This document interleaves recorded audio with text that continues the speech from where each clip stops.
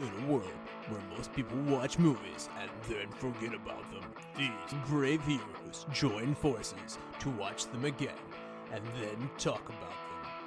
Join them in their epic journey as they go back in time, a decade and beyond, to revisit and break down films from a vast array of genres. Do these movies hold up over time? Are they classics? Find out on Retro Movie Roundtable.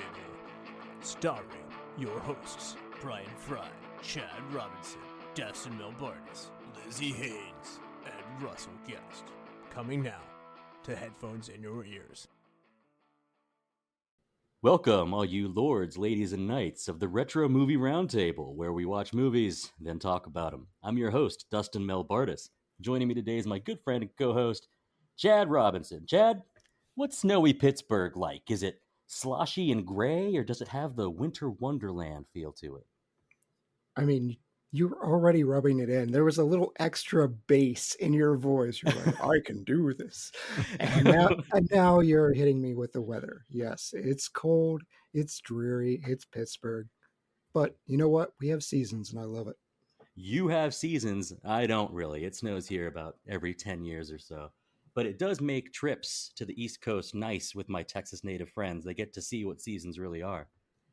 But it's not just Chad and I tonight. We've got ourselves a guest coming to you from St. Charles, Missouri. It's your special guest, Bob LeMent. Say hello.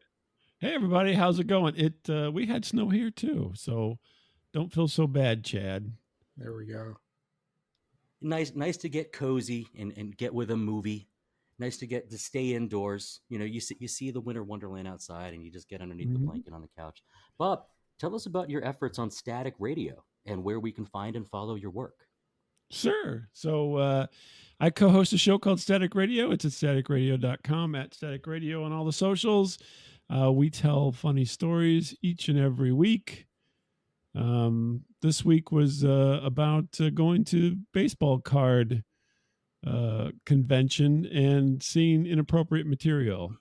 But you can listen to it to find out more at staticradio.com. But, we try to be funny. We try to be weird. We try to make it all enjoyable in the end. And had you recently been to one of these baseball card conventions? So it's based on your true experiences? Yeah, everything that we talk about is all our experiences or things that have happened around us. So, we may be witnessing something. Maybe it's something that happened to us. I had a refrigerator delivered, and it was a whole, wacky experience. And but yeah, every week we come up with something that happens in our presence. Generally, every once in a while we'll eke out beyond our being there, but for the most part, it's stuff that happens to us, and it's weird and funny, and we try to spin an entertaining yarn out of whatever's going on. A nice compliment to our show, where we talk about things that happen on a screen, things that do there not you go. happen to Exactly. us. It's kind of reality light, I suppose, what I would call. If I could coin a term just here tonight, reality light. There you go. It's about storytelling, and whether or not it's something that makes $1 billion in the box office or something that's just a funny yarn. It happens. People want to listen. Hopefully. Well, I got a question for you here, Bob. A little icebreaker question for you for our show. You're on a space mission. Your mission is diplomacy. We have made contact with the aliens, and they are upset. They're upset because of our movies and how they portray aliens. What Earth movie about aliens are you apologizing for? That's a good question.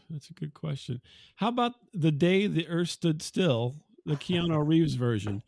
Dude, I'm on the planet, dude. Klaatu, Barada, Your planet. Nikto. Yeah. A stoic perforance. I will say I like the effects in that movie. I know it was interesting. Yeah. And I will say it was a great trailer. It got me excited to see this remake. Chad, same question. What movie about aliens are you apologizing for to the aliens? It's not entirely about aliens, but we have covered it on this podcast, and that would be Buckaroo Banzai. in my bottom 5 movies that we've ever covered. It's very much a cult movie, and I am not part of this cult. So the people that love it and have found this movie, they treasure it. It's Chad, no matter where you go, there you are. Christopher Lloyd. He's it should work. Everything about that movie should work. I'm apologizing to the aliens for that. We can do better. I'm in the cult. I love Buckaroo Banzai. I love it. See, we found a cult member. We found a cult member, fantastic. and we found a good guest. It's always good to have guests that we know are different than us in some way.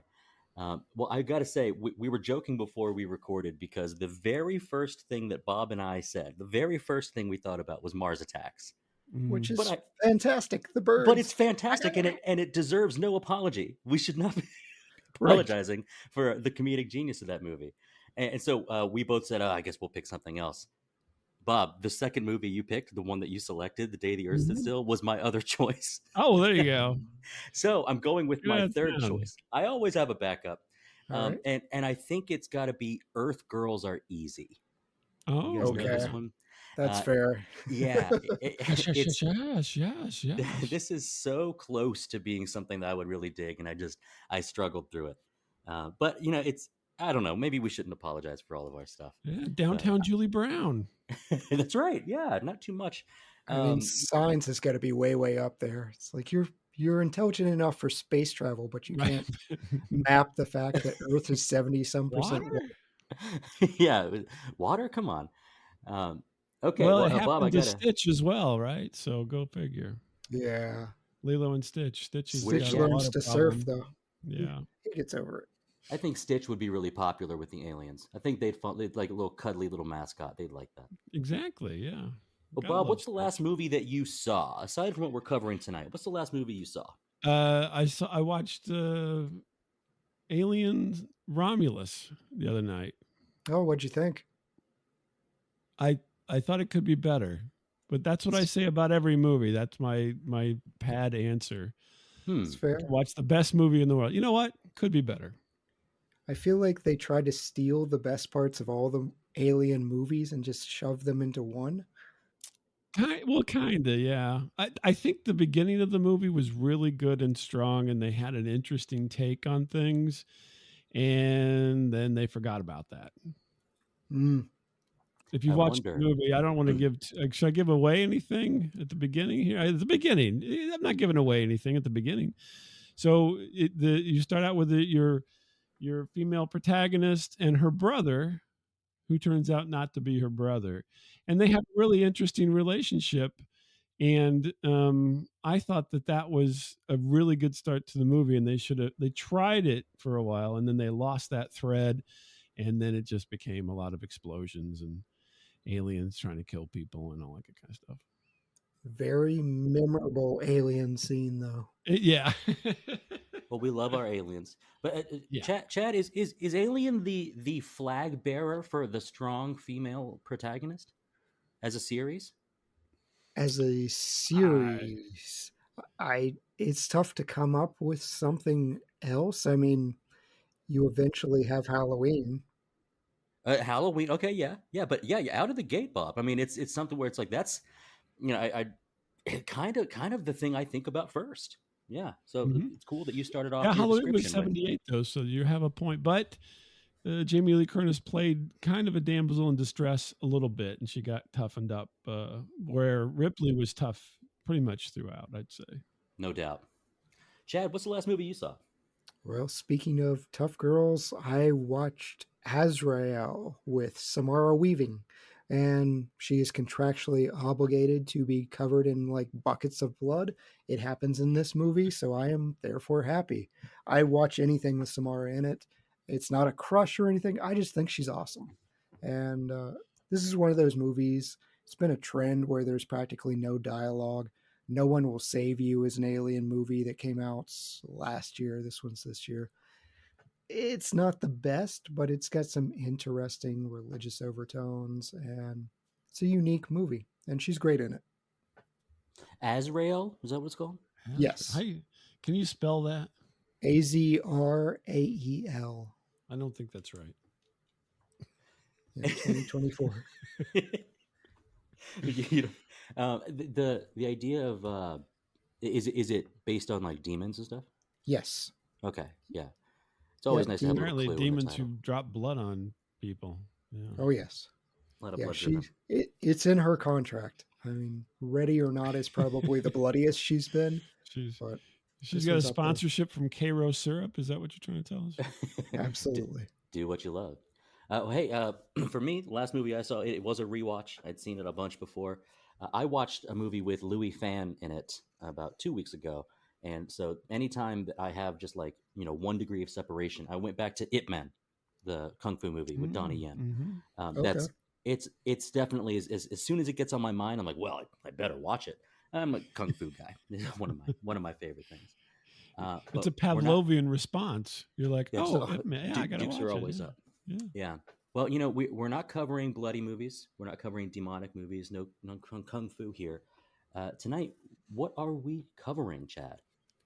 We are covering a space movie, so kind of tangential. Capricorn One from 1977. 1977. That's right. Starring Elliott Gould, James Brolin, Brenda Vaccaro, Sam Waterston, O.J. Simpson, Hal Holbrook, David Huddleston, David Doyle, Karen Black, and Telly Savalas. A budget of $5 million. It grossed about $12 million. We don't have box office information that year. For some reason, the number one movie that year was Star Wars Episode 4, A New Hope. Check out episode 200 of this show if you want to hear us talk about it. And it's a special episode because all of us hosts are on it. We had to make sure we spent time on it. Number 2 movie that year, Smokey and the Lizzie's Bandit. not on that one. She couldn't make it. But I think you do a good job conveying her thoughts, right? Didn't you read a message from her? I believe I read the phrase, I am a basic B word. So yes, I read her exact description. Did I recover enough to make it sound like I didn't forget she wasn't on the show? Whoops. IMDb rating of 6.8. The critics' tomato meter is 65%. The audience score is 58%. So generally middling, but we expect those scores to be like in the 70s and 80s. This may be on the low end. It did have some nominations at the Saturn Awards for Best Science Fiction Film, Best Supporting Actress Brenda Vaccaro, Best Special Effects Rube Miller, and Best Costumes Patricia Norris. It did take one piece of hardware that you don't really want to take home, which was the Stinkers Bad Movie Awards. Worst Supporting Actor, O.J. Simpson. Well, Bob, I want to start with you. You are our guest, and you had submitted a very short list of movies to that we could pull from. Right. Had you seen this movie before? I had seen it many years ago. I watched it, I remember vaguely, and then when I rewatched it, I can see why they got the Stinker Award, but we'll get into that more later. Sure, yeah. But I did. I have watched it, but probably not in, at least 15 or 20 years. So this was something you wanted to revisit, but it's not on your yearly watch list. No, it's definitely not on my yearly watch list, but I thought it was an interesting premise. And so I think as we were going back and forth, to get this going, I was like, oh, well, that could fit into this kind of theme that I was working on there. And so I'm like, yeah, let's go for that. Because if you read, Star Wars was the number one, right? Science Of that fiction year, kind of thing. Mhm. This is a space movie. Yeah, not anywhere near number one. Other than in the title, Capricorn One. That's it. That's as close as it nice. gets to number one on anybody's list, I'm sure. And certainly, if you don't know anything about it, then you might say, okay, yeah, I'm in for, and it's labeled sci-fi, so you might have certain expectations coming in. Do you feel like this movie holds up, Bob? No, it doesn't hold up at all. Can I be brutal? Is that okay, guys? Yeah, go for it. You could totally be brutal, but let's make sure we get content brutality after the break. Yeah. No, it doesn't hold up. It plays like a 70s soap opera where they said they're going to go to space. I don't want to give too much of the plot away because I think we're going to go into that a little bit later. We will. But yeah, I'm like, is this just like the lost episode of All My Children? Perhaps. I'm not sure. I had very similar thoughts. Yeah. And the look of it, even the look looked like it was a 70s soap opera. It was like, wow. Yeah. I mean, I always thought, I can remember seeing this listed, and whenever like I said, I watched it a long time ago, and then when I was going through things, I was like, oh, maybe we'll do this one. And I thought it was better than it was. And then I watched it again, and I'm like, wow, I really picked a terrible movie for everybody to be objected to. You were describing something earlier. As like, well, it started off good and it had an interesting presence, and then, Right. and then I was like, I wonder if that theme is going to extend into this show. Well, this was worse than Alien Romulus. I'll put that right now. This is not Alien Romulus is like the Shakespearean in its story arc compared to this one. So Dustin goes rogue and just blindly picks movies he's never seen before as his dealer's choice and gives us pure porn.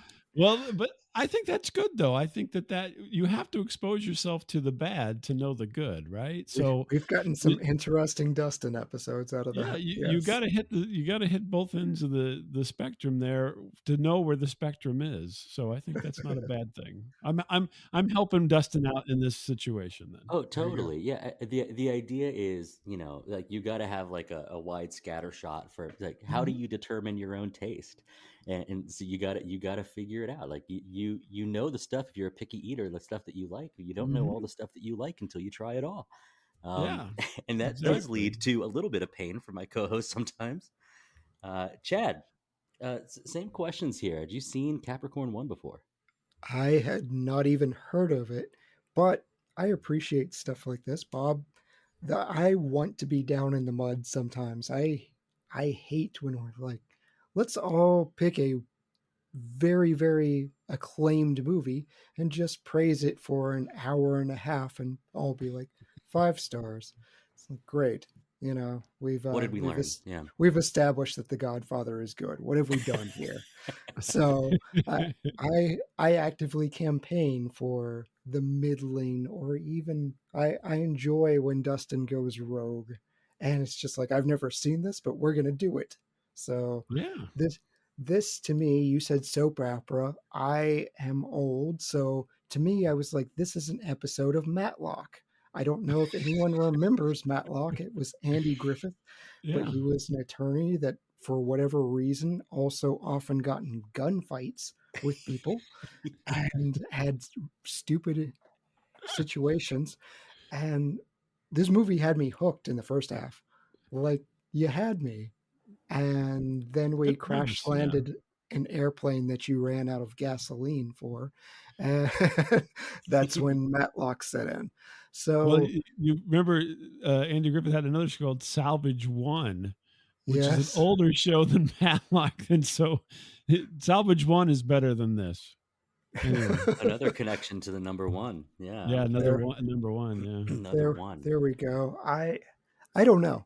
Sadly, I think parts of it do hold up because shots from this movie are used for current conspiracy theories. That's right. Well, and me and Chad and Bob, you as a movie enthusiast, the idea is we generally try. We try with these movies, but I'd like to set a fun precedent with. We've talked around it a little bit. I think we all kind of agree, now that it's my turn, that maybe this movie could have used a little more. Maybe this movie was lacking some things, and so perhaps when we come back from the other side of the break, we'll approach this from a more critical side. One of the things that some of our other hosts say, hey, we don't want to go to negative town too much, but sometimes the movie deserves it. So we'll see exactly how we want to approach this. I'll say I also had not seen this movie before. All I saw was the movie poster, and I thought, okay, we're going to get some space epic. Well, no. We aren't going to get that. We're going to get something completely different, and it was welcome. I feel as if the aspects about government conspiracy, that is something that will always hold up in different contexts, clearly, and I never talk about the idea of using a landline when it comes to, does the movie hold up or not? Mainly because we're all the age where we remember landlines. Eventually, that might be something that confuses people. But the idea is I did enjoy the watch. I only got one watch in, but I did enjoy it. But I did find myself going, I think there's maybe some stuff maybe some choices I would not have made, or maybe some directions I would not have taken. Maybe I'm the guy that walks east. And we will talk more about this movie, and specifically spoilers for the plot, directly after this break, or a little message from one of our other podcast shows, and we will see you on the other side. Welcome to the All 80s Movies Podcast. I'm Bill. And I'm Jason. And this is the podcast where we talk about the blockbusters, the flops, and everything in between from one of the freshest decades for movies, the 1980s. So whether you're a brain, a jock, a valley girl, or a Jedi, we've got some 80s classics for you. Do these movies stand the test of time? Are we discovering something new? Is there an 80s movie we're finally watching for the first time? Join us each week as we dive into the cinematic nostalgia that inspired and influenced a generation. From the hits to the cult classics, we'll discuss our earliest memories, favorite scenes, fun facts, and our not-so-favorite movie moments too. It's the All 80s Movies Podcast, now available on all major streaming platforms. Please subscribe and happy listening. And we are back, and this is your final warning. Tonight we are covering from 1977, Capricorn One. You've already heard us talk a little bit about it, but now we're going to talk a lot about it. So if you haven't seen this movie, pause us, go watch it, and then return here. Chad, take it away. Capricorn One is a taut conspiracy thriller that explores what happens when a manned mission to Mars is faked by NASA. The astronauts Charles Brubaker, Peter Willis, and John Walker are coerced into participating in the hoax under threat to their families. Things spiral out of control when reporter Robert Caulfield starts investigating the inconsistencies. The stakes rise as the astronauts realize they may not live to see the end of the sham. They make their escape by stealing a plane but have to crash land in the desert.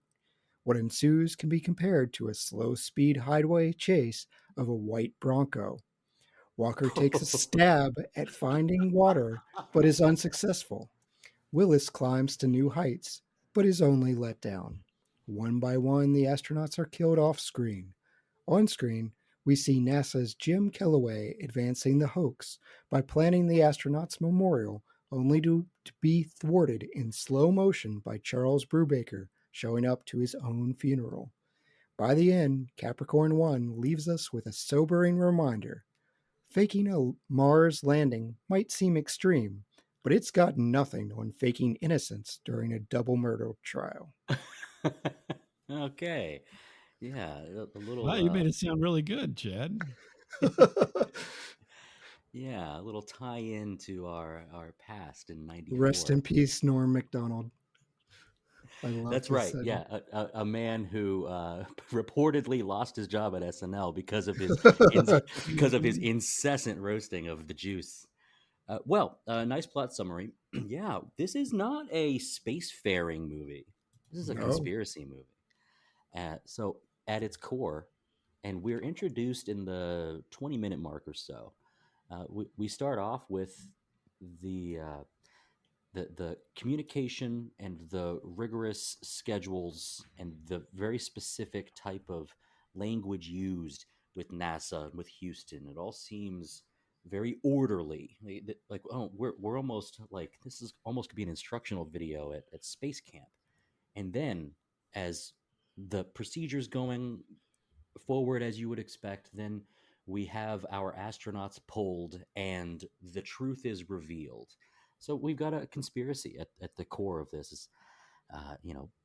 In order for the machine to continue to run, you three, with your families at risk, must abide by, and you must follow along this stuff.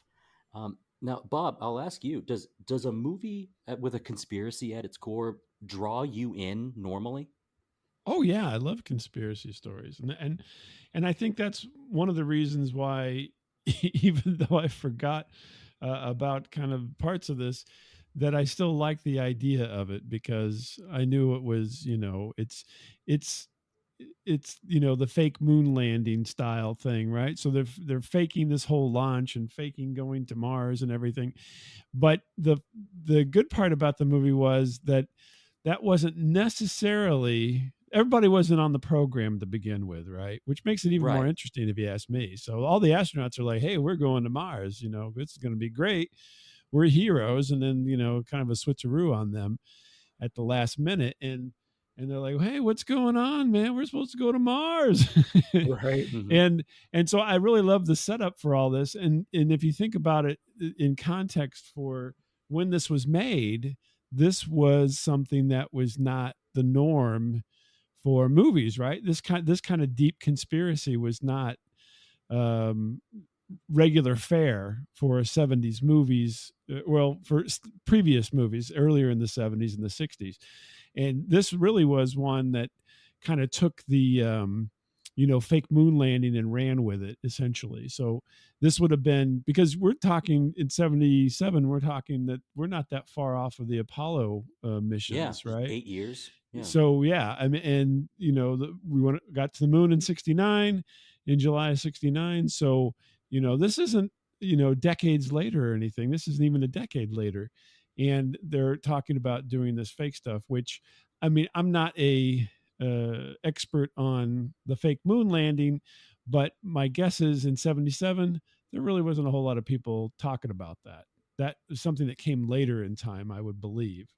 Because I would also believe that. I would Yeah. also believe that came later. I presume that the idea wasn't brand new in the 90s, but I feel as if as media and communication changed, the telecom era, moving towards internet era, that allowed those things to foment a little bit differently.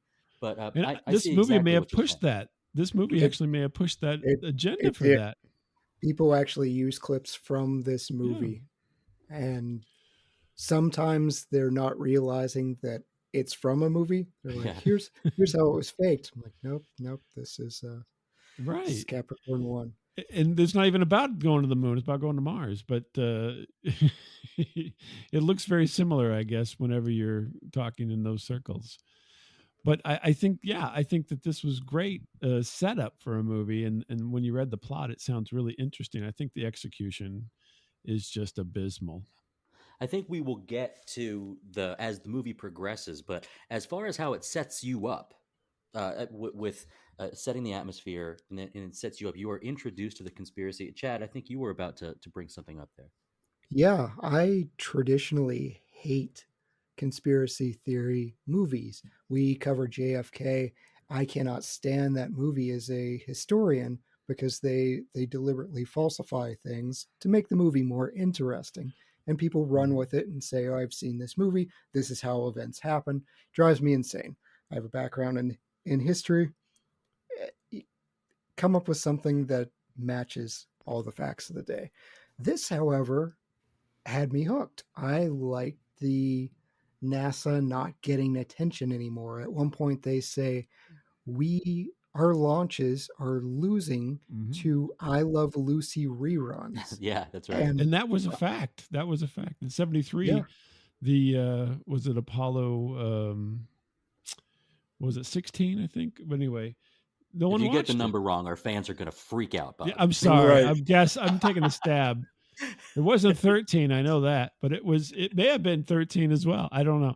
But yeah, nobody was watching any of these things. It was over. They made it to the moon. Everybody's like, that's the pinnacle. So yeah. So that's fascinating of NASA trying to goose funds and future missions, and there was some kind of purpose for it. So yeah, I was completely sold, and to Bob's point, I feel like they botched it.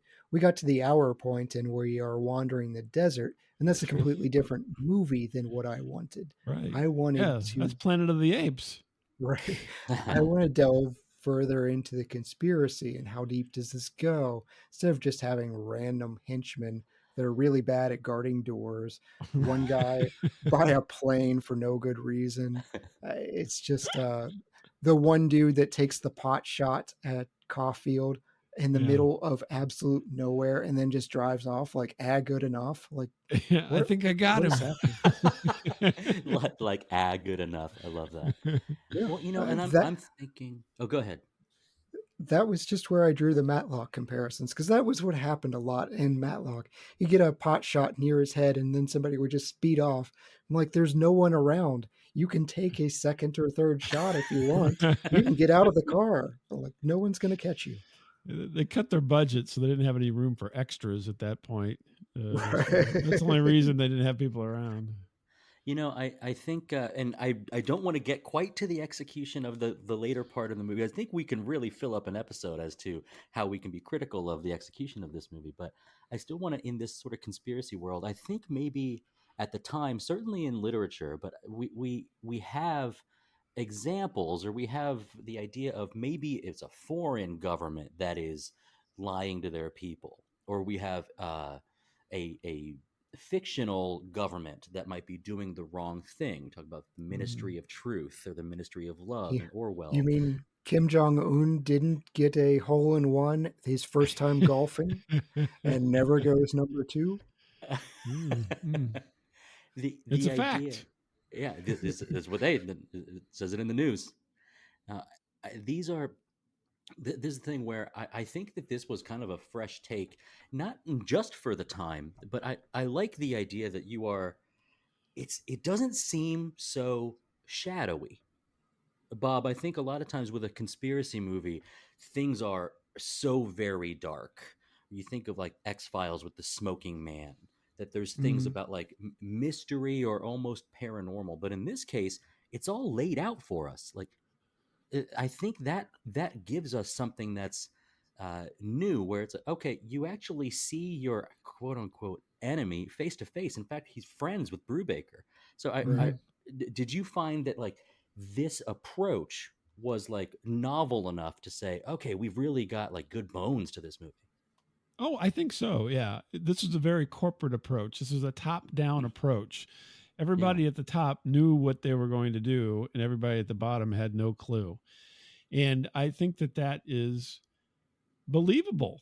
I think it is incredibly believable the way they set everything up, and even with the fact that they're friends, they came up together. Yeah. Calloway, had a different path. He wasn't the fly guy, and he was the doctor, and they both probably had some military background. And then he takes his position, and his position now is, I've got to execute this plan. Yeah. And I'm going to do it, because they're all, straight government guys doing their jobs. I think that was all very believable. I think, other than, a bit of a lack of, even for 77, a lack of quality in their acquisition of the shots. I think that the story and so forth could have been really, really good if they kind of held the line a little bit more and didn't, kind of bog it down with the second half of the movie out in the desert and so forth. It is funny to say that an entire half of a movie bogged it down, but I would tend to agree. It was like somebody threw the anchor out on the second half of this movie and just slowed it down to a crawl. You mentioned that it's believable. I think it was all very believable. Yeah. What's that? You mentioned that it's believable, Chad. I think I felt the same way too, is because, and we have that really wonderful soliloquy, that speech from Calloway describing the situation in full to the people that he had just pulled off of the capsule, of the rocket. And this is where I think the believability about like just how easily a government agency could bend to contracts or to like subcontracts, like paramilitary or anything like that, or the needs of a nation, like that all seemed very believable. But I wonder, did your mind drift or think about how this movie could have been different if the heat shield didn't fail?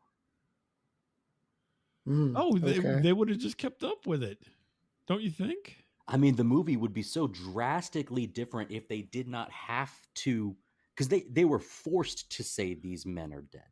Right. Well, the funny thing though is the whole idea. The bad thing of the writing here is the whole idea of not sending them up was so they wouldn't have a failure. Yeah. And then they had a failure.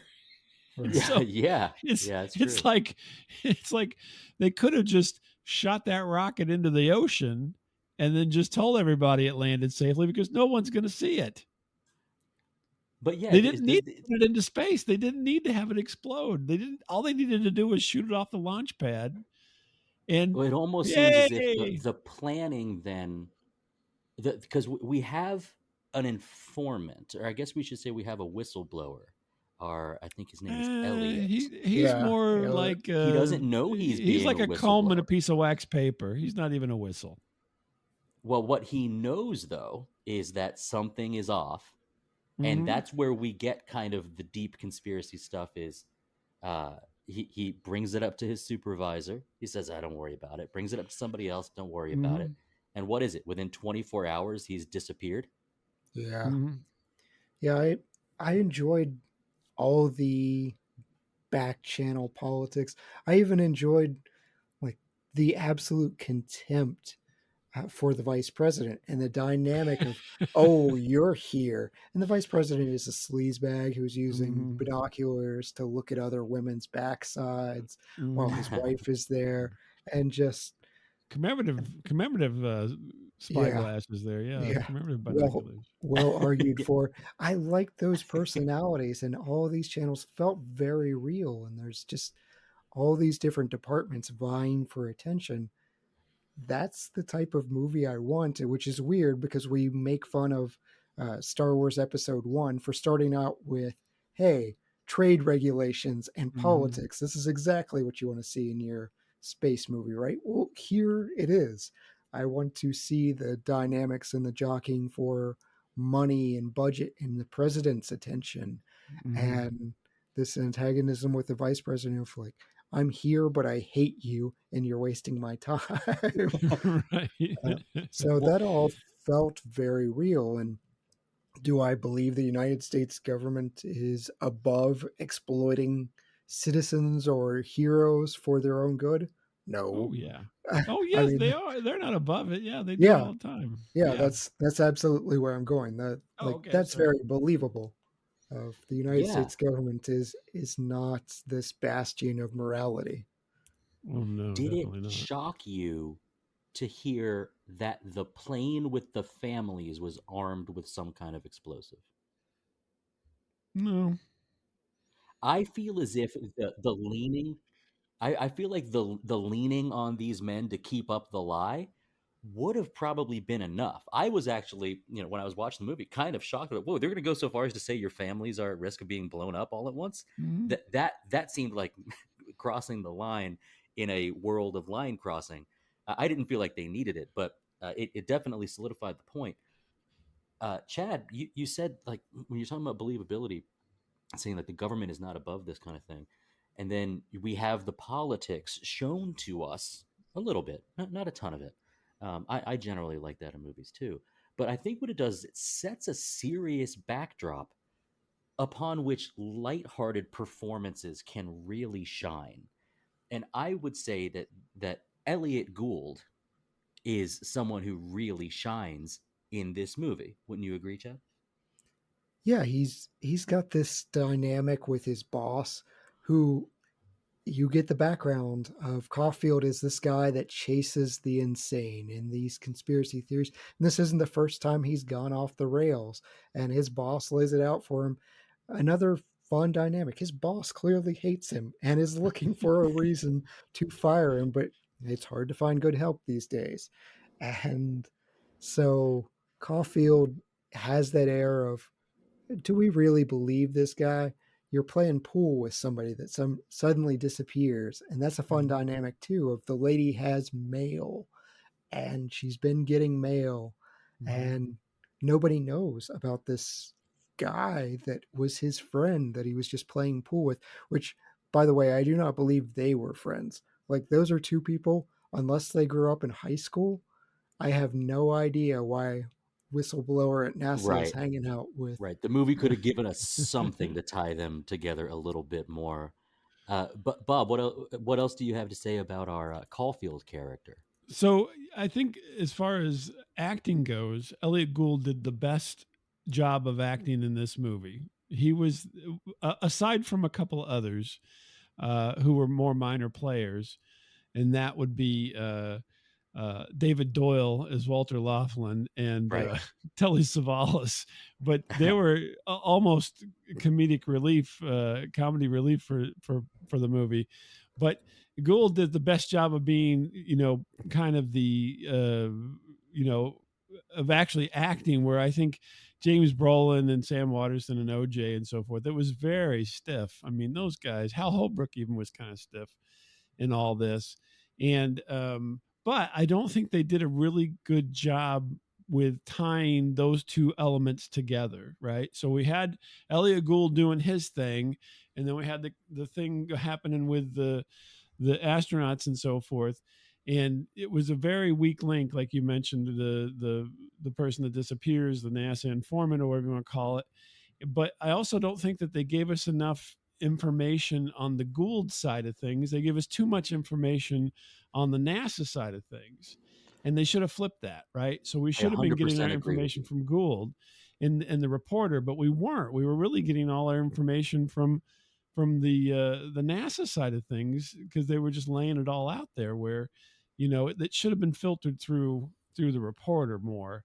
And yeah, he's confused, there's a lady in the apartment, blah blah blah, and everything, but it to me it seemed a little bit disjointed. It's almost as if they shot these things, like, oh, let's get Elliott Gould to play a reporter now, after we've already set up this whole other half of the movie with Hal Holbrook and James Brolin and folks, and they're like, we need a reporter, and then they kind of stuck it on there.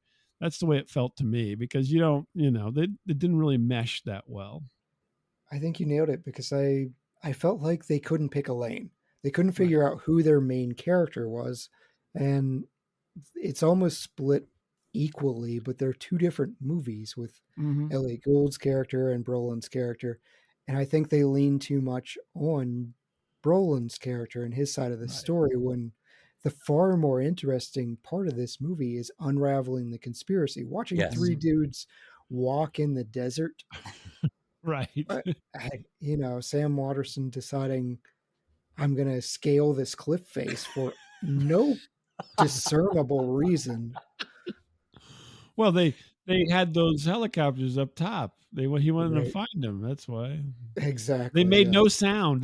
They were there. He's climbing this mountain forever. And then, wait, you mean helicopters flew in? When did that happen? He would have been able to hear the choppers if he wasn't telling himself that absolute. It's a canyon. It echoes. Pop, pop, pop, pop, pop, pop. Right. And those choppers didn't split up for whatever reason. They're flying side by side while looking for three people going in different directions that they know. They can launch a rocket, but we can't have more than two helicopters and one jet. Well, and I guess you could say our government antagonist, our Dr. Kellaway, is saying, like, all right, scramble all the men to this direction now. Well, it's still just the same two helicopters. All right, we've eliminated three cardinal directions. Send everything you got in the west. Okay, well, it's just the same two guys. The thing I was I what like about all the increments in between? I mean, there's there's north by northwest, there's south, there's east by northeast. Anyway, that gun being dropped was of absolute no relevance. They did this close up and dramatic music of the gun in the sand, and then there was no real moment. Like, he just uses a tire iron, but you would think he would reach for a gun and be like, "Oh, I no longer have it." Yeah, we're just. Or would there be a reason to think that James Brolin's character might have had an Indiana Jones-like pistol-wielding sense? Well, he's not. We don't have enough time to consider him any type of hero.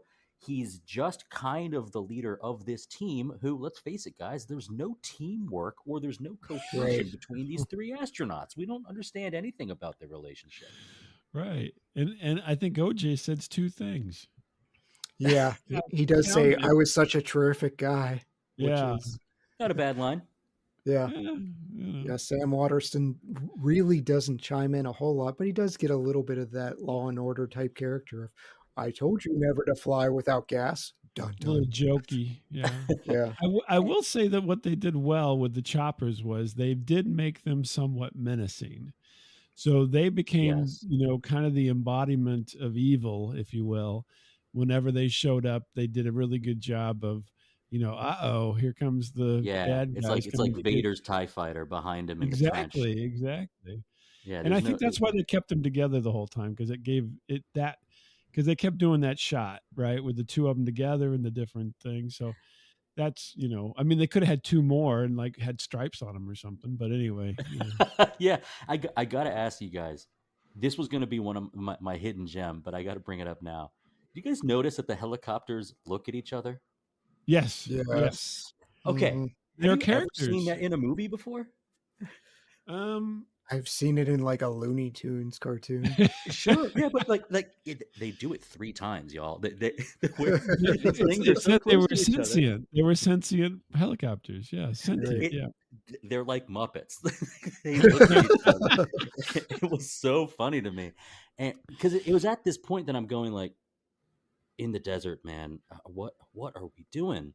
But it does give us, it gives us a climax that it didn't fit this movie. No, they This just ended it. They didn't even have an Yeah. ending. There was no ending. It just said, "Okay, we're done. Ran out of And money." then they shoehorned an ending by adding slow motion to this run. You can see Yes. Elliott Yeah, Gould that is was, smiling woo. almost to the point where he's going, "Is this really how we're ending it?" Right. I can't imagine James Brolin was thrilled with that frozen shot of his Yeah. face. Like that's the No. shot they end the movie on. Yeah. I was like, "That's it." Right. Aren't they going to gun him down right there in front of everybody and then shoot everybody else? I mean, that today, if we remade Capricorn One, that wouldn't have been the ending. That would have been where everyone gets murdered at the funeral. Right. It's when Except for Calloway Calloway. stands up and says, "Well, we're already at a gravesite. Lucky us." That's right. Just Oh, Pile yeah. them in. mows down everyone. Yeah. But one of my pet peeves on this movie is they're trying to get Elliott. Elliott Gould is outed as as knowing too much, and they kill his brakes. That is the longest out of control car Yes. thing that I've just Very- run into something. It was like Toonses from Saturday Night Right. Live, Toots is the Toonses. driving cat. Yeah. Yes. Very sped up footage. Yes. And You then know what? instead of running into something, he drives into the water. Roger Ebert loved that scene. Said it was Oh one of my the best God, chase why? scenes It ever. was the worst. Yeah. I mean, hey, and we have it's at least we're getting kind of point of view of what it looks like driving through all this space. And yeah, I mean, the idea is, okay, the whistleblower type guy, the guy, I mean, we already know he's not a whistleblower, but the guy who noticed something was wrong gets Mhm. disappeared while he's in the bar. And Yeah. then that apartment has been artificially Turned leased over, by yeah. this other person Mhm. for a long time. That all happens off screen. You don't know. Whoever messes with Gould's car, that's all done off screen. That's all done to where, like, that's fast that was done. Right. The idea that we don't see, aside from the fake drug bust where you've got cocaine in your medicine cabinet, aside from those Right, federal agents, yeah. you don't see like the secret agent or the henchman of the government. The only face of the government conspiracy you have is our Dr. Kellaway. So Hal Holbrook, Hal Holbrook. So I mean, I kind of felt like there was enough space to introduce who our agent antagonist would be. But similarly, yeah, we spent too much At least time. they could have with the showed their NASA Space hands. Center. That's what everybody else does. They show the Yeah. hands clipping the brake line. They show the hands placing Yeah, the dark drugs. glove. Yes. Maybe. I That mean, may that's a not fit trope. very well. Yeah. But yeah, I wish they didn't treat us like we were idiots though with the Elliott Gould cocaine scene, because it opens that scene with him in his medicine cabinet to establish there's Right. practically nothing in here. Nothing Yes. in there. Yeah. And then later they're like, "What's this?" And then the guy immediately tastes cocaine, which I have no idea if that's procedure or not. In if the you're part of the 70s, it DEA. was. Everybody tasted cocaine in the 70s. And Caulfield is like, you put that there. I'm like, we did not need to see the empty medicine No. cabinet beforehand. We could have just assumed that they Yeah. planted it there. It's fine. That's a good way of putting it, Chad, is that they did kind of treat us like we were dummies, that you need to be instructed that that's the point of that scene. That's the Yeah. point. You're supposed to see it. That I can absolutely see that. There are some weird decisions. Like my daughter is now 8, and so we do read together quite a bit. We've been reading for a long time. The mom gets together after she just learns that her husband has been incinerated. And what does she attempt to read? Fox in Socks. And now, Dustin, I know it's unlikely you've attempted to read Fox in Socks, but Luke Luck Licks Lakes comes up, and there's a whole lot of really tongue twistery things in that book. That is not something I am attempting to read while trying to keep together that my spouse has been incinerated. Like, come up with something else, like Good Night Moon. About it. Right? Yeah. She didn't seem too broken up about it. It actually seemed I'm my mind is being conflicted because I wanted to bring something up about that team. We've covered movies like The Right Stuff, or there are movies out there about space exploration where like the team is the strength. Yeah. In this one, we have a lack of a team and lack of a real hero. But as far as a heroic performance or a brave face, this is where we have our Miss Brubaker, Kay Brubaker, played by Vaccaro. I thought that was our first glimpse of a true performance. It's also a nice sort of encroaching shot from far away to the bed, getting close to see her two little ones. I thought it was a sweet shot. And you see that she's letting some emotion come through while she's trying to read that ridiculous book. What did you think about the performance of our Brenda Vaccaro, Bob? She did better than most in here, but I think that there would be a little bit more to it. I think you mentioned The Right Stuff. You can Apollo 13, and these people are racked with anxiety, and I just didn't. She wasn't like that. You know what I mean? That didn't come across, at least in the performance that I was paying attention to. That you would be totally nervous and everything, and obviously they get briefed for this, and I would have liked it better if they did the overt thing where she went to the medicine cabinet and grabbed her bottle of Valium and took a couple, 3 of them, and then it explains a little bit. I think she was really the only wife that was focused on directly. I think it would have been better if they spread that around a little bit and made him a little bit more anxious, but you mentioned Fox and Socks. If she flubbed it, right, intentionally, right? So you acted like it was hard, but your kids want it, read Fox and Socks, and you're going to try to, placate them because you want them to not be upset, but then you have to be upset. So they could have played that a little bit better. I mean, overall, she did a fine job and so forth, but she wasn't defiant, after he's dead and they're like, can you come, to the funeral and all this kind of stuff. She wasn't like, oh, okay, I guess I'll go, there wasn't the reactions to me. They were downplayed a bit, you know what I mean? Kind of like everybody. This whole movie was kind of like everybody was kind of doped up a little bit or something. I don't know. It was not. There wasn't like a lot of real emotions in the desert. Brolin's. I'm going to go this way. You're going to go that, and everybody's just kind of trudging along. There's not really any. I mean, they're being hunted down by these crazy Muppet helicopters. There's no tension. You know what I mean? They got to be. It just O.J. Simpson overall was very like bland and play flat. At going like desert mad, at like repeating stuff to himself. Is that the cat? Is that what the play is there? Or no, he wasn't the cat. That was Willis, right? That was going on about the dead cat. Yeah. Walker right.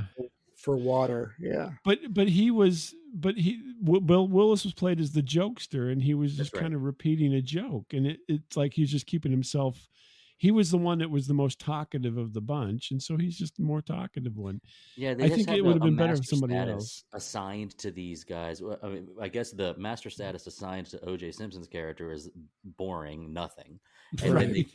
then they give jokester to Willis, which that's all you got. They didn't have Right. the time or spend any effort trying to develop these people No. or their relationships with their wives, and they don't make we've seen a bunch of whether it's Pearl Harbor, we talk about any movie where the wife at home is dealing with the trauma.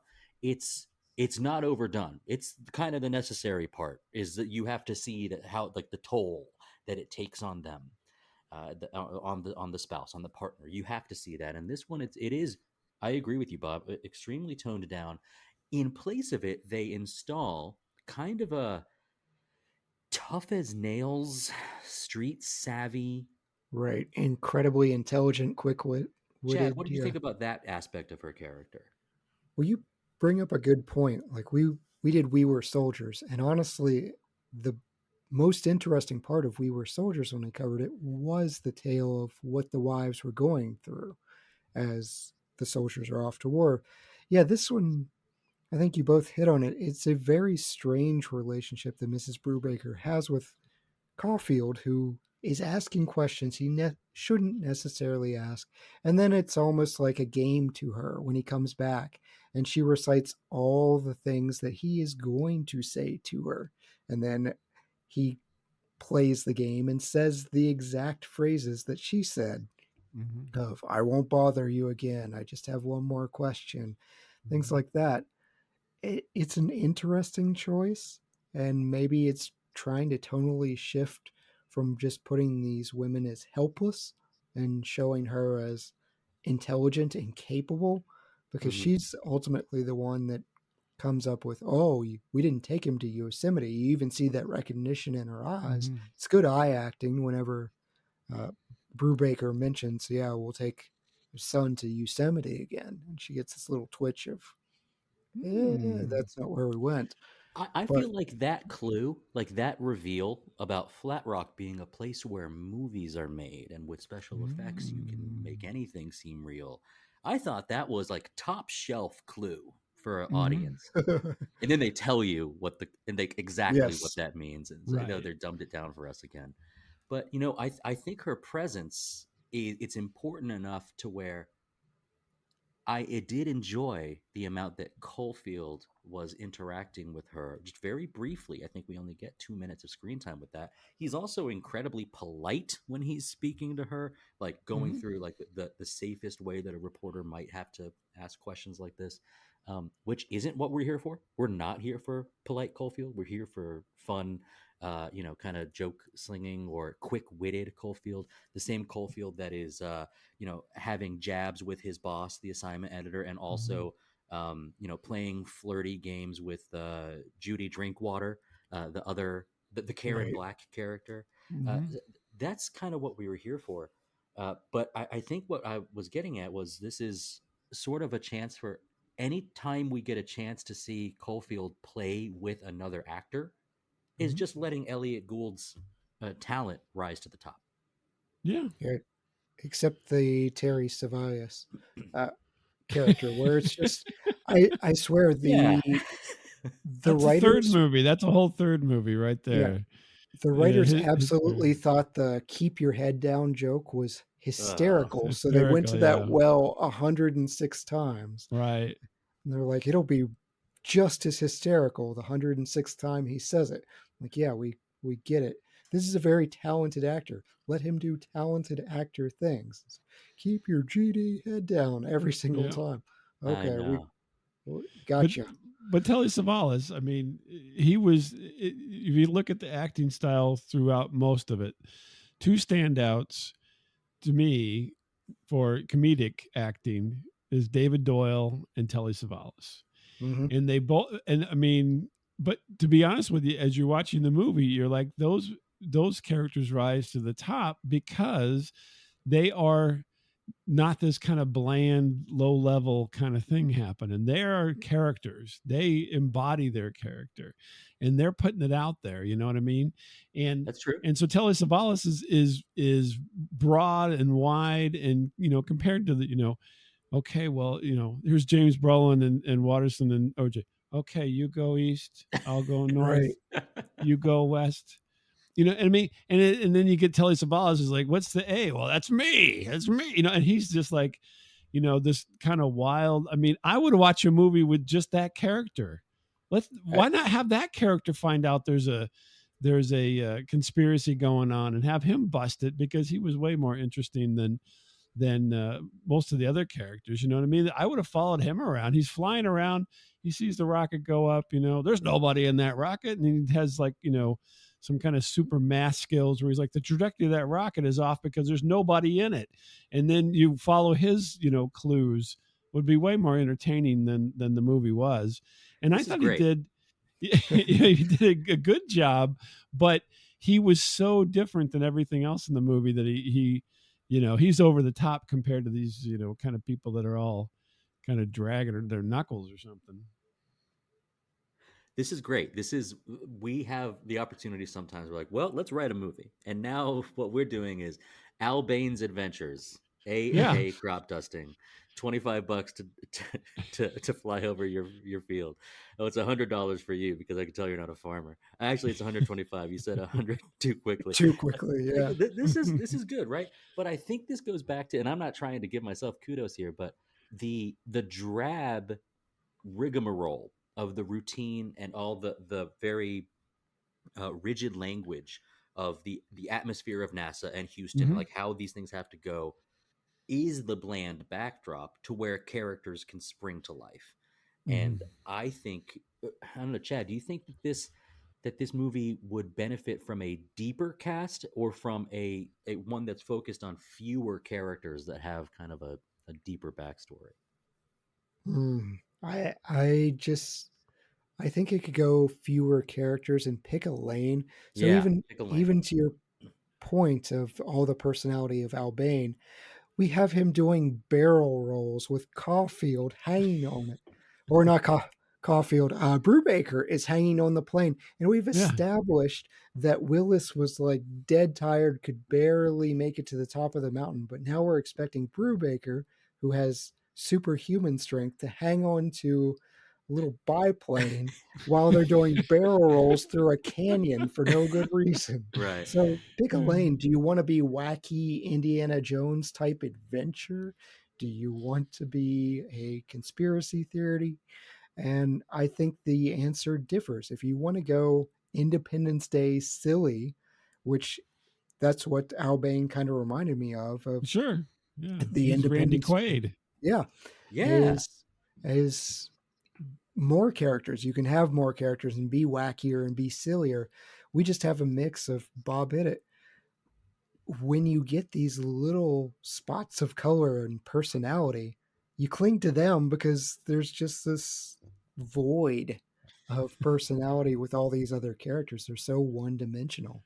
And at this point, we are looking to cling to something, because the premise of the entire first half of the movie, or you could say the first 30 minutes of the movie, is this isn't even really sci-fi anymore. You're just wandering the desert. It's a survival movie followed by a high-speed chase. It was jarring. It was shocking and jarring in that sense. I want to ask Bob, was there anything else? We love to keep talking about the movie in our superlative section, but before I go there, was there anything else about maybe it's our time period, maybe it's our soundtrack, anything that you wanted to bring to the table?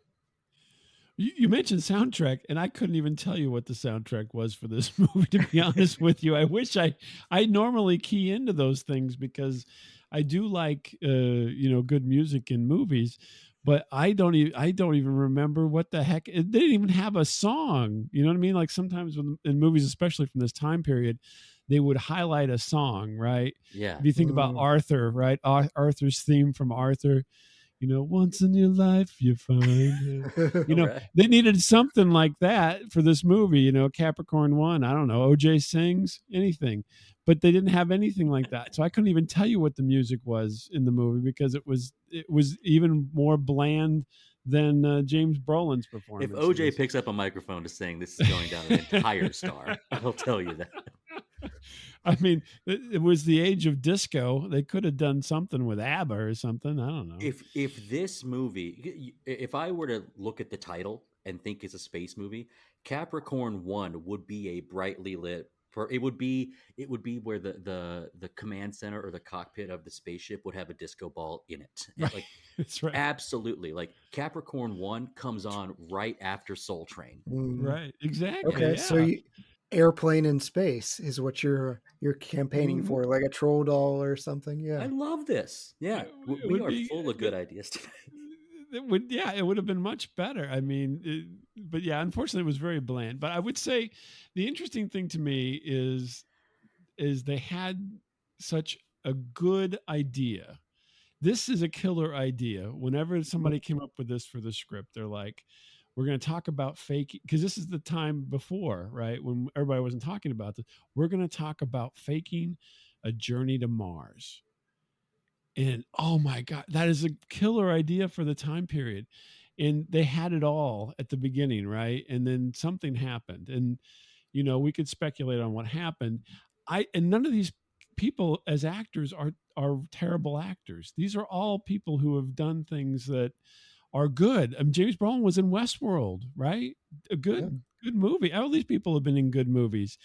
And it just did not come together. Elliott Gould in a lot of great movies, right? And so Karen Black, for goodness sakes, has been in all kinds of good stuff.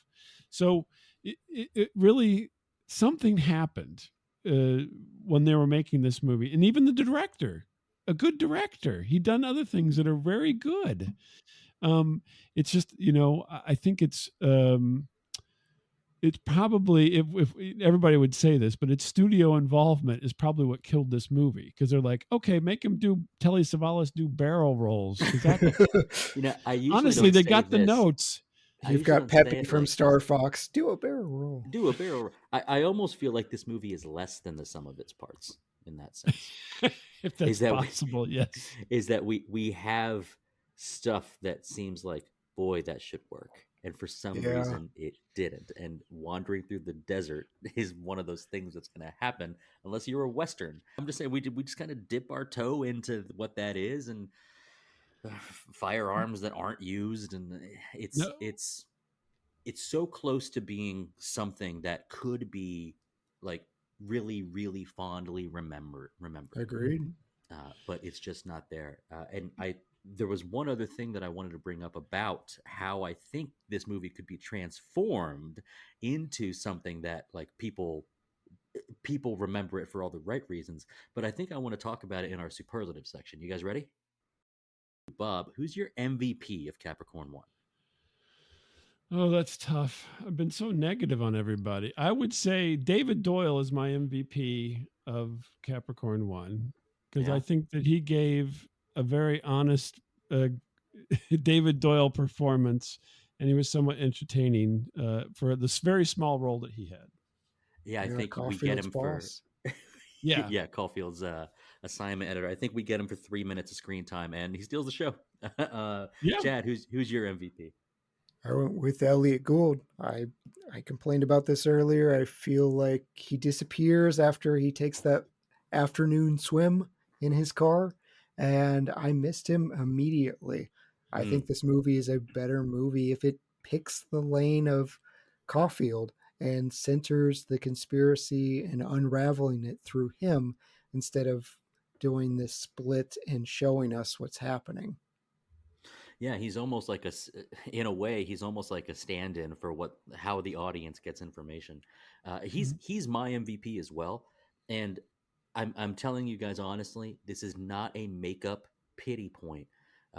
3 years ago at our end of year show, I said that The Long Goodbye is boring. You were right. And I stand by it. It is. Yep. But I like Elliott Gould, and I always have. And it made me so sad to not like that movie. but I love his performance here. Just wish I had more. It's all we're really wanting this Caulfield character. I like him. This is, it's in no way trying to balance out that bad score. I think he is the MVP of this movie. Bob, who's your best supporting actor? So, I picked Elliott Gould for my best supporting. So, interesting. Yeah, I think that they should have done more with him, right, and so forth. And he was, one of the better parts of the movie, but I don't think that he should have been the focus. Although they couldn't really pick a focus. So was it Brolin? Was it Holbrook? Was it, you know what I mean? Was it Gould? They couldn't decide on that. So that's why I'm doing supporting, because he kind of was a supporting character to the movie. It's a good point. Yeah. Chad, who's your best supporting? I am going to trade with Bob. This is where I had David Doyle, and the quips, they're fantastic. I enjoy that relationship of there's instant rapport between the two, and you feel like they've worked together and antagonized each other. In what you said, Dustin, 3 minutes of screen time, within 30 seconds, I felt like I knew this relationship and I was in for it. Absolutely. Yeah, I was in for it as well.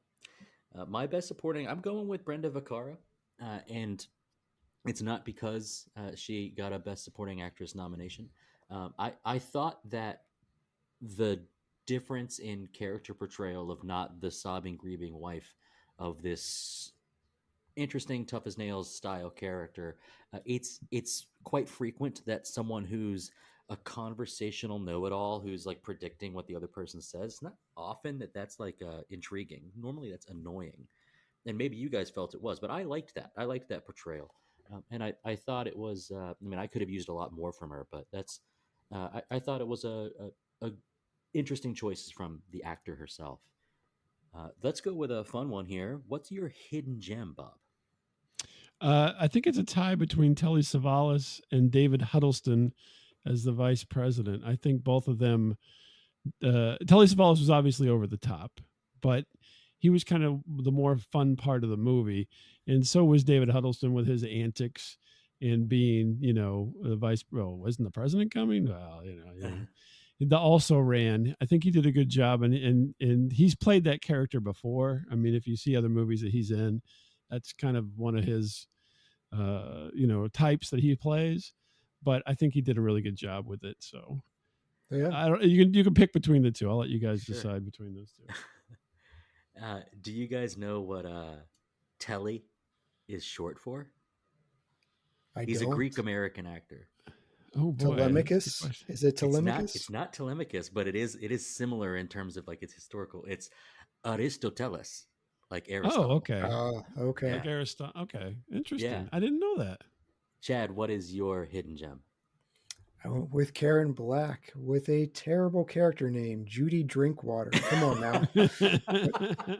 She's in 2 scenes and she's wonderful, and she has this great repertoire with Caulfield, and then back and forth, and she shows off her wit, and she talks about, I'm glad I'm not you, I have better legs, things like that.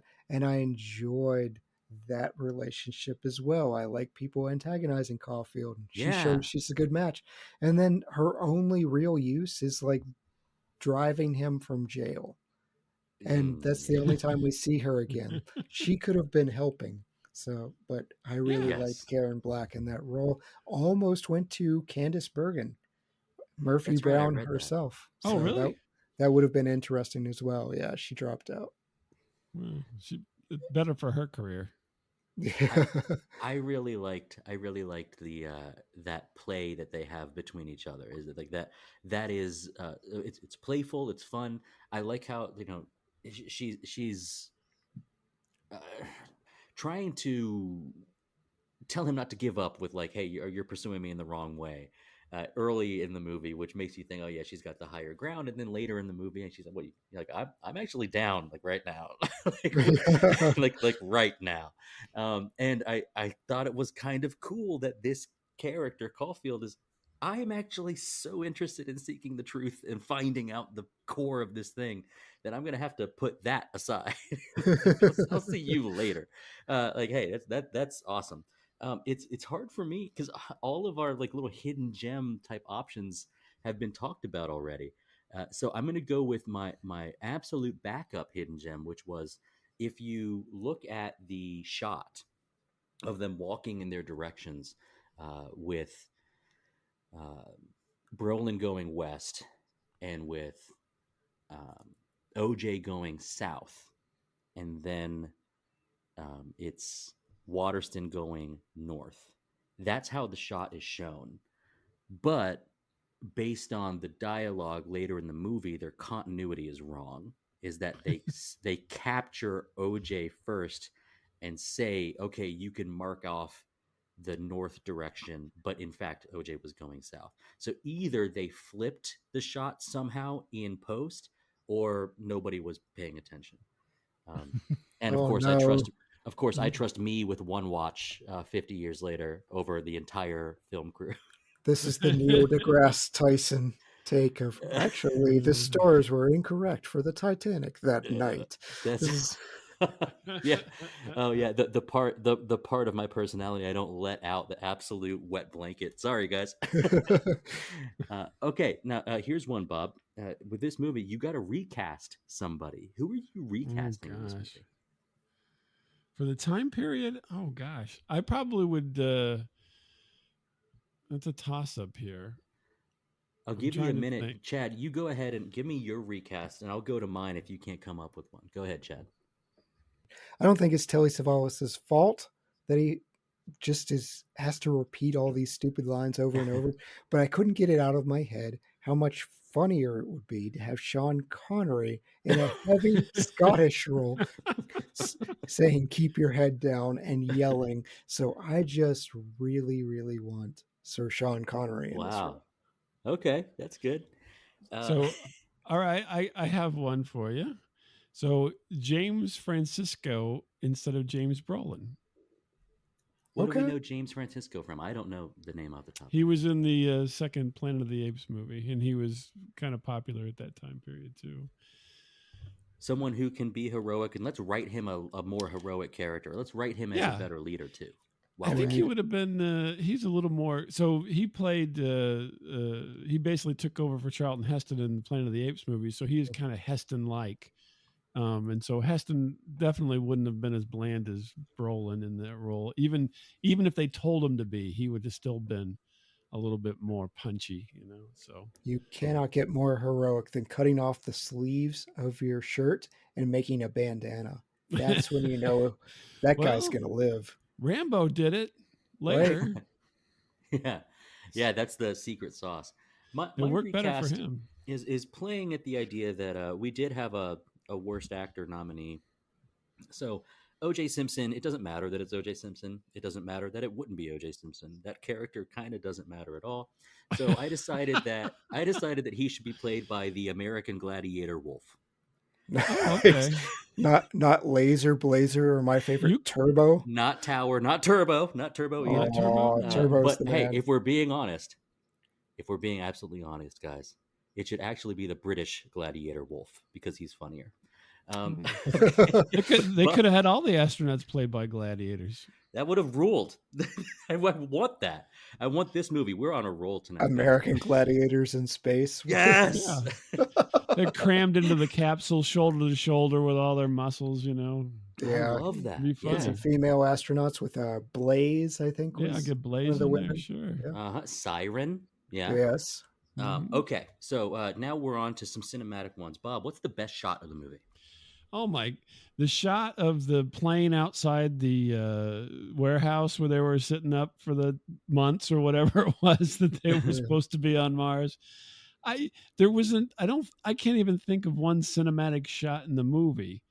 Maybe some of the helicopter scenes or the biplane scenes, but most of it was really pedestrian. I mean, there wasn't a whole lot of thought going into this. I have a feeling that the script was written in 5 days, and then everybody was handed the script on the first day of shooting, and they were given one take per scene to get everything done.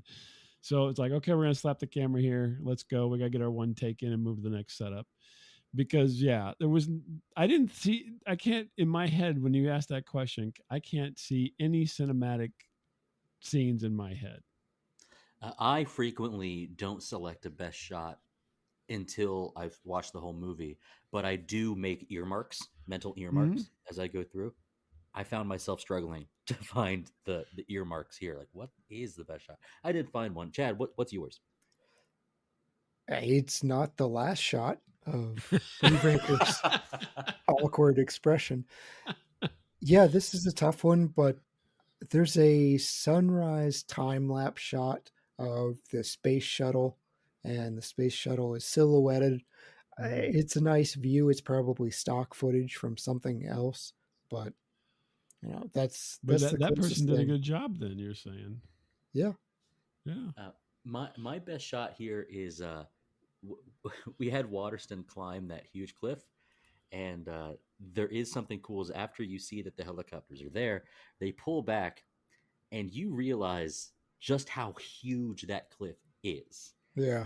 And when he first approaches it from ground level, it doesn't seem that big, but you see that thing is absolutely gigantic, and that's supposed to show you, like, look at this huge amount that he climbed. I think it's a cool pull away shot. But what you can also see is that if he were to walk less than a mile to the left, that he would have we wouldn't have had to go up it at all. Right. He could have just walked around it. There's a gate. It was really nice that they let him shoot off his flare gun before murdering him too. Yeah. Yeah. We've mentioned that they are killed off screen.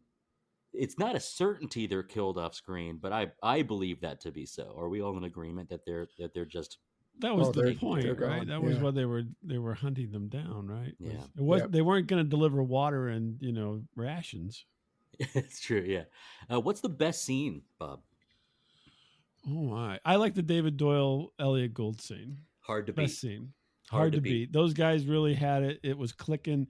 If the whole movie was like that, this would have been a great movie. Ooh, I agree. And maybe I'll mention something like that later. Chad, what's your best scene? I think when the astronauts get to talk to their wives and the astronauts have been informed, hey, this is a complete hoax, and you get this knife twisting, ridiculous poem or whatever that the son wrote of how proud he is of his hero father. And it's a good bit of tension because you can kind of see Brubaker debating back and forth. Okay, do I break? Do I say something? And I almost thought he was just going to break in front of everybody and say, it's a hoax, and just see people rush him off, which would have been a more interesting result. Yeah. I mean, I agree, but that was some serious tension. You do have the like, not off screen, but you have a separate shot of the guy whose finger is hovering over the interrupt button. Yeah. And you've got Kellaway on the phone, like, wait for my signal. And the idea that the line could be so easily crossed, or the jig could be up, you make that an hour and a half movie, and all of a sudden this suspense of this thriller is what we write home about, instead of ridiculous hour long in the desert. Like that's I think that could really work. My best scene, it is hard to beat Gould and Laughlin going back at each other, his editor. But I really like Hal Holbrook's speech, the one about, like, when he's describing what's going to go down with the conspiracy to these guys. Is, I wasn't expecting something so impactful so early in the movie. To say, all right, this is what's up. If we didn't catch this, y'all would be dead. It's an interesting wrinkle to this, is that part of you guys going along with it is that we did catch something and you are alive for it. And then he describes, government interests and government subcontracts and the money and the profit and the politics and the hope of a nation and all that stuff. And it does create the quandary that maybe if we had more of this, we would have actually cared about Charles Brubaker more. But him taking a stand and saying, boy, you're really something else, saying that if I go with this, that this is what, like, it's costing the nation. If I don't go with this, that I'm some kind of near traitor. Like, I thought that tension in that first 20-30 was great, and that scene kind of solidified it for me. But Absolutely. once again, that was early, and It was early. same stuff doesn't follow through. Three more. What's your best wardrobe or makeup moment, Bob? I thought that did a really good job with the spacesuits and stuff. I mean, that really did look like it was period stuff. I mean, they all looked like they were outfitted fairly well for going into space. I mean, that in and of itself is something, because that's not commonplace at that time period, right? When this was made. So they really had to work at that. That's a really good point. Is that we aren't playing around with immediate interpretation of the distant future. We're playing around with like what's actually available. What do people actually even know that they should look like? That's a really good point. Yeah. Chad, what's your best wardrobe or makeup moment? I was just going to add to that. They actually did work with NASA, so that's part of it. I did get annoyed, though, because their audio engineer, we figured this out later in space movies, how to make them not sound like they're in a tin can. They went for maybe authentic speech, but it was really distracting. I'm like, please just pipe that through so we can hear them. I will say it was a nice touch that OJ Walker's gloves didn't really fit him well in that scene. Well, you know. I too was going to call out the spacesuits. They look nice. Worked with NASA. Good touch. Yeah, I'm surprised they worked with them, to be honest with you. I mean, considering the fact that there was a whole NASA conspiracy involved in the movie, but hey. Right. Yeah.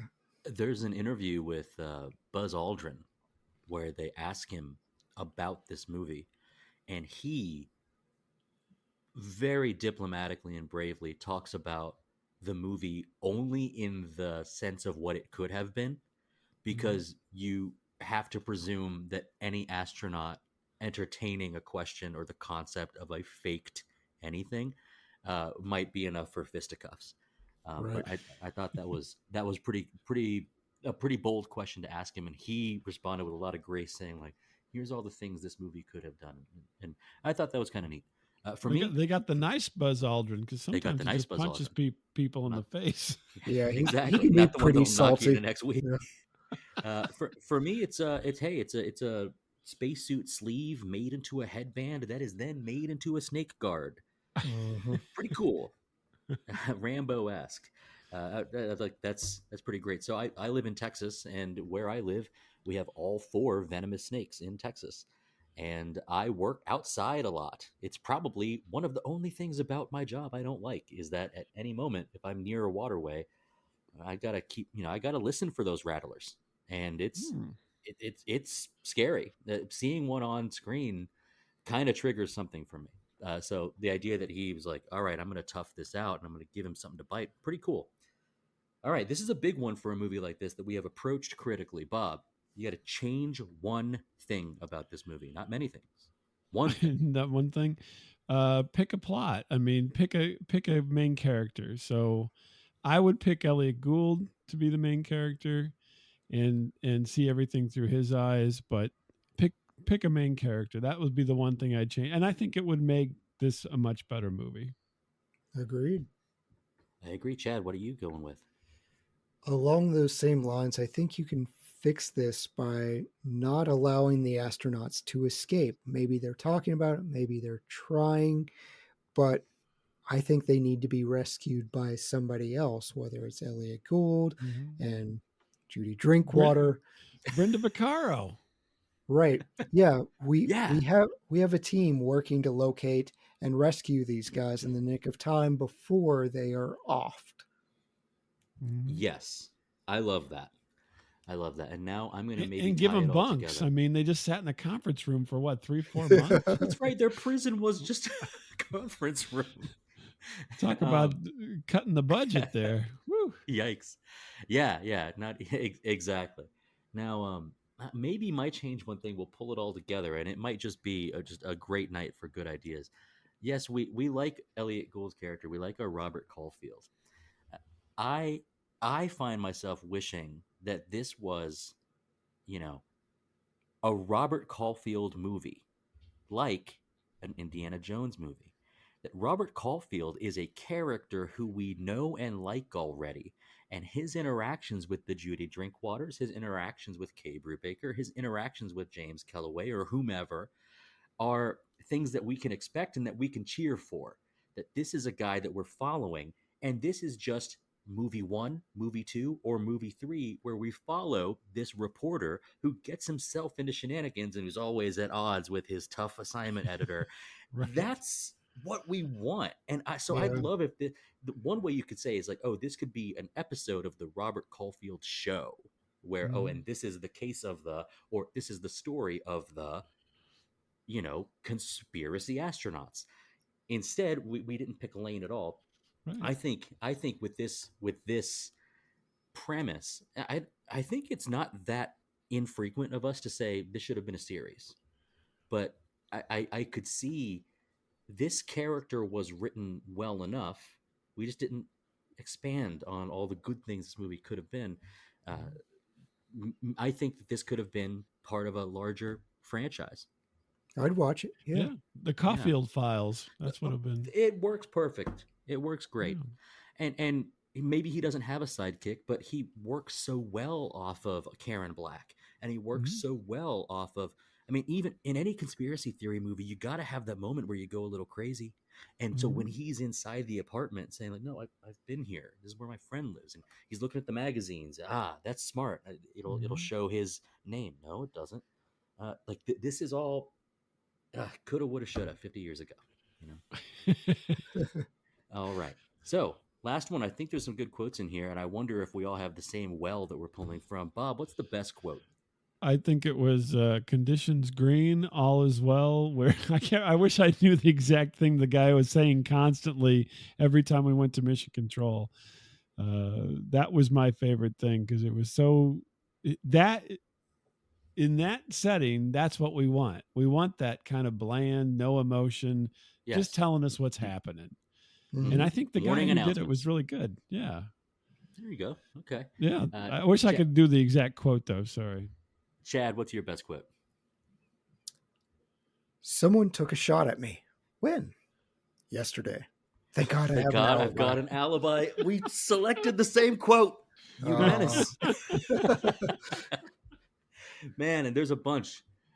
I thought that was so good. I guess that's a good option. I guess my secondary one would also be from that editor, which would be I'm going to give you 24 hours. I saw the movie too, and it was 24, not 48 or something like that. Yeah, right. That was good stuff. Okay, well, thanks for joining me with the superlative section. Bob, I want to give you one more opportunity to tell us about Static Radio before we get to our star ratings. Oh, sure. So you can listen to us at staticradio.com, at Static Radio on most of the socials, and join us each week for fun and frivolity. I love it. Yeah, nice. Here at the round table, we rate out of 5 stars, 5 being the most, 0 being the worst. And we do 0.5 increments. So you can do half stars if you'd like. And we'll start with you, our guest, Bob. How do you rate Capricorn One? I'll give it a star. One star. One star because it has potential. And the beginning, first, 20, 25 minutes we decided was interesting. And then it kind of goes off the rails after that. So I'm not going to give it 0 because it is somewhat entertaining as what we've talked about. But yeah, I'll do one. Let's do 1 star. 1 star. Yeah. Nice. That was some conviction too. Chad, what are you rating this movie? I went 3 stars despite bagging on it. I had a good time. Like, the bones are here for a 4 or 5 star movie.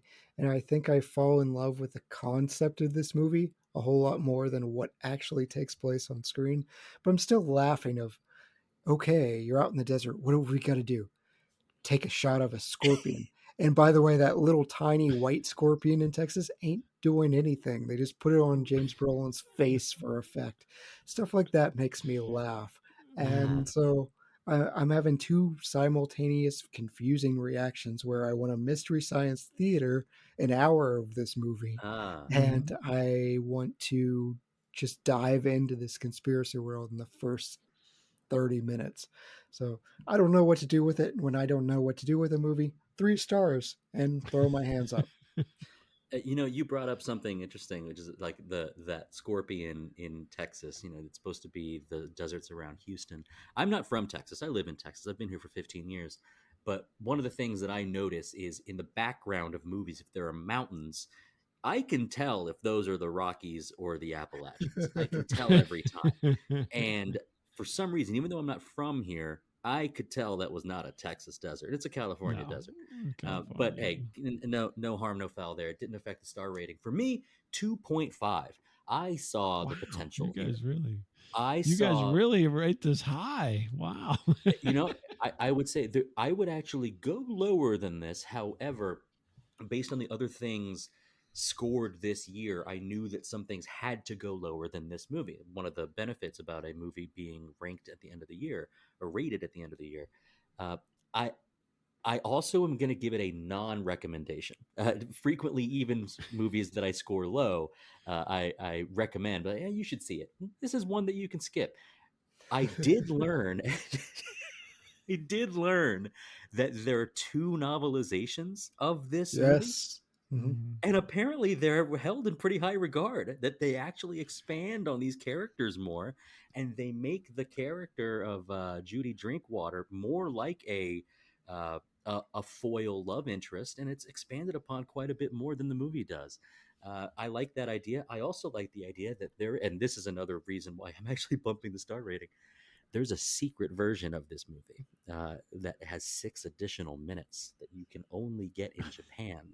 Right. And that little bit of mystery is like, ooh, it exists out there somewhere. It's just more walking in the desert. I was going to say, is there more desert footage? Is that it? Don't ruin it for me. No, it's got a bunch of cool special stuff. That's in my head. It has to. But yeah, 2.5 stars. And I feel like that's actually being a little generous. All right. Well, ordinarily, Chad, this is where I would ask you for your help selecting a movie for next time. But don't we have like a special episode? Yes, we are going to take 2 to 3, maybe even 4 hours to discuss our ratings. We had an insane year, so we covered, I want to say, 50 movies this year. That means we only took 2 weeks to do countdowns or something else. 50 movies, and you are going to hear all of us bicker and banter and rate our top and our worst movies, Dustin, of this year. And you get the special bonus. You really don't want to miss this part. Chad is a little bit of a numbers genius, and we provide our rankings to him, and which Dustin needs to do. Wait, what is today? Tuesday? I have until tomorrow to give you my rankings. That is an arbitrary deadline. I told you that it would be tomorrow. Well, the idea is he puts our numbers together essentially, and he's able to tell which 2 hosts got along the most, or which 2 hosts actually had very separate opinions. That's actually one of my favorite parts of the show. Is I'm glad scientific. He puts these things together. Yeah. Yes, and then I get murdered by NASA because the numbers are off. Oh no, Bob! Thanks for coming on to the show with us. Yeah, thank you. Thanks for having me. This was a lot of fun, and. But I'm sorry I picked this movie for you guys, even though you rated it much higher than I did. I'm not. I had such a good time. I mean, we covered Leprechaun. Leprechaun is not a great movie but I have so much fun doing movies like that too. And thank you, all the lords, ladies, and knights of the Retro Movie Roundtable. We invite you to reach out to us. We want to hear from you. Subscribe, rate, and review us on Apple Podcasts, Spotify, Google Podcasts, Pandora, or wherever you get your podcasts. Subscribe to our YouTube channel, give us a like on Facebook, follow us on Instagram and Twitter at movie_retro. Email us at retromovieroundtable@yahoo.com. Producing and providing this podcast is fun, but not free. We invite you to support the show at our Patreon page at www.patreon.com/retromovieroundtable. Any contribution is much appreciated and will go towards making the show better for you, the listeners. As always, thank you for listening. Be good to each other and watch more movies. Chad? Life isn't always fair. Just think, the next time I shoot someone, I could be arrested.